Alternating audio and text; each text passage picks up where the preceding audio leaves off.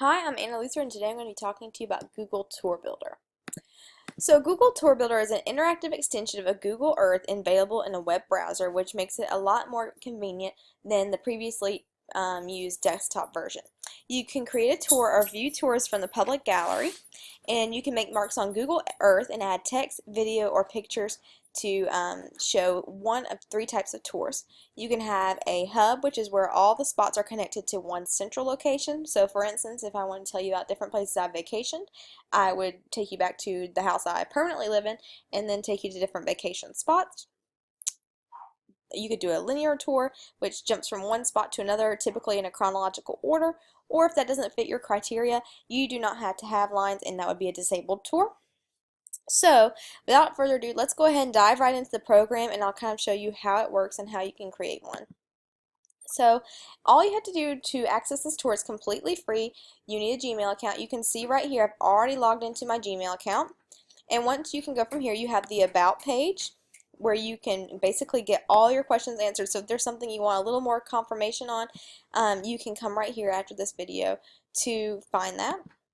The public gallery, which you can find a lot of things here. There's something about Jane Goodall right here, coffee, climbing mountains, and of course a lot of this, the reason it was created in fact was for military veterans to track where they've served. So you can kind of go through and see those based off what you're interested in. Shared tours, if somebody would email me a shared tour, I could access it here, but obviously no one's shared that with me yet. And then here are my tours.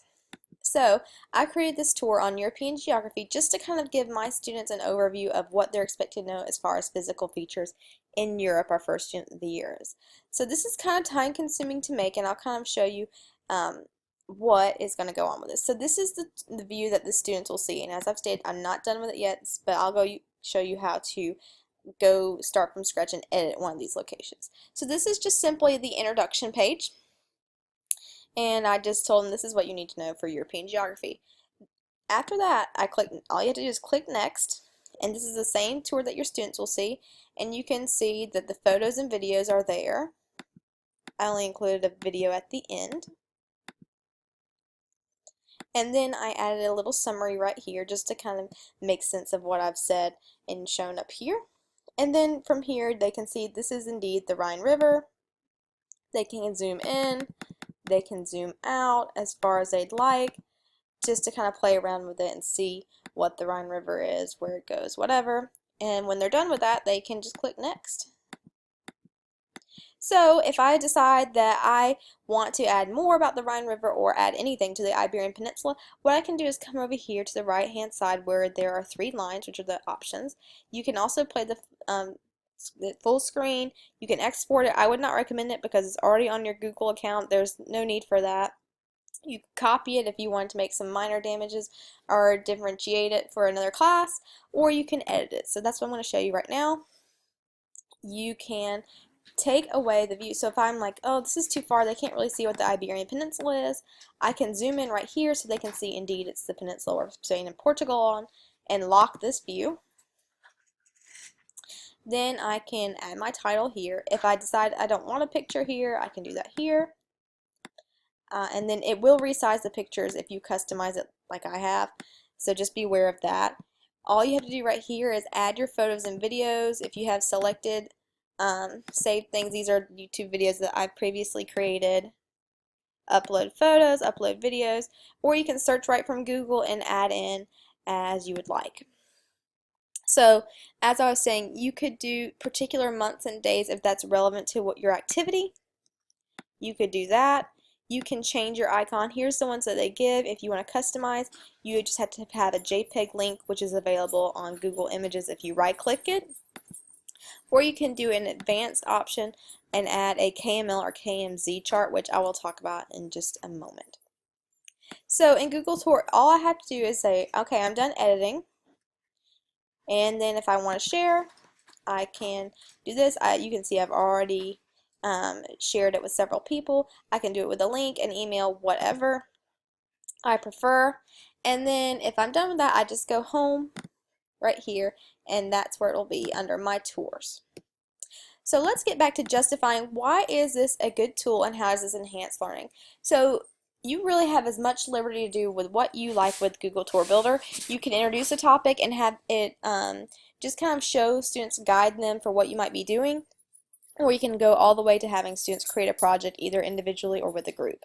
So in social studies, this could be used for all 4 domains in social studies: geography, history, government, and econ. You can have historical events, landmarks, geographies. You can compare different governments or identify certain governments in the world. Whatever you would like to do, it's at your discretion. They give you a map and you can do what you want. In language arts, you could provide context for a book if you're doing a book about Mount Everest, and your students may understand that Mount Everest exists and that's the tallest mountain, but they don't really understand the context of where is it in the world, what's the culture like there, something like that.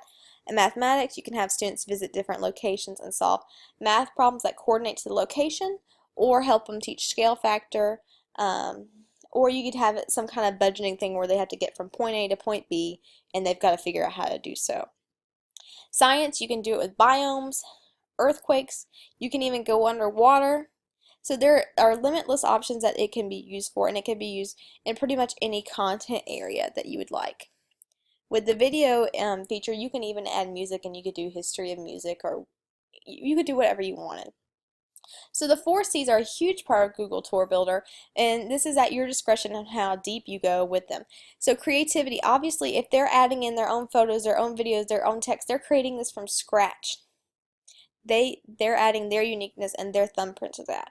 They can collaborate by working together. Even if they're doing individual products, they can bounce things off of one another as they're researching and working. Obviously, critical thinking, because they're going to have to do some research or use notes and kind of dig to get the information in pictures and videos to make it interesting and appealing. And then communicate. Obviously, what's the point of them just turning this in? They need to show their teacher. They need to conference and talk to us. They need to talk in conference with their peers. Hopefully they're getting some help at home as well, ideally. And hopefully they're sharing that and taking pride in the fact that they've made something that can be accessed from any desktop as long as there's internet access, which is the one hang up, because it's going to be hard to use these for creating with younger students, because you have to be 12 years old to have a Gmail account. This also has a connection to the ISTE standards, especially Standard 1, which is the Empowered Learner, and Standard 3, the Knowledge Constructor. And as you can see, I've just selected 3 standards that I feel Google Tour Builder embodies the most when used at the top of Bloom's taxonomy. Here's some scholarly research that also backs it up, and it just kind of says social and collaborative technology enhance the individual learning experience. Obviously, you can see students and people in general love to explore. You give them a blank canvas, especially like this, where they can zoom in, zoom out, customize, and do their own thing with it with a few parameters, and they're going to take it and run with it. Especially those creative ones. This is great for creative students because they can really add their own flair to this. And then obviously, when this assignment is meaningful and supports learning objectives, Web 2.0 tools are being used to increase communications, not just the dissemination of information. That's what really made this stand out for me. They're not just inhaling and scarfing down all this information. They're communicating, they're processing, and that's really what we want them to do, especially when it comes to real world things. They can see where it is on the map. They can see why it's relevant. They can compare with their peers as they work and do the research. They can do all these things within Google Tour Builder, which is a really cool thing. And then they can obviously see the real world connection. So it's not as much as I adore this tool, and I definitely plan on using it this year. Some drawbacks are the Google login. I'm a really big stickler about acceptable use policies, and that will affect some of the 6th grade students I teach, and even some 7th graders that have late birthdays. They're supposed to be able to add KML and KMZ files, which are interactive maps where you can do elevation, a lot of sophisticated things. But when I tried that, I was able to make the KML and KMZ map in my own right, but when I tried to impose that on the Google Tour Builder map, it was not working, so just be aware of that.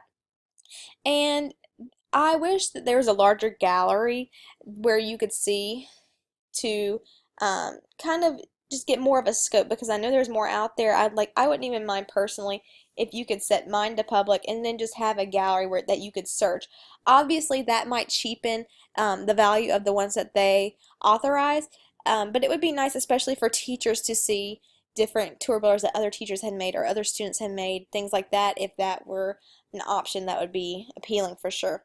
And hopefully they'll be able to add 3D additions later where you can impose 3D shapes and designs and even graphs on top of it, which would make it more of a useful tool for mathematics especially.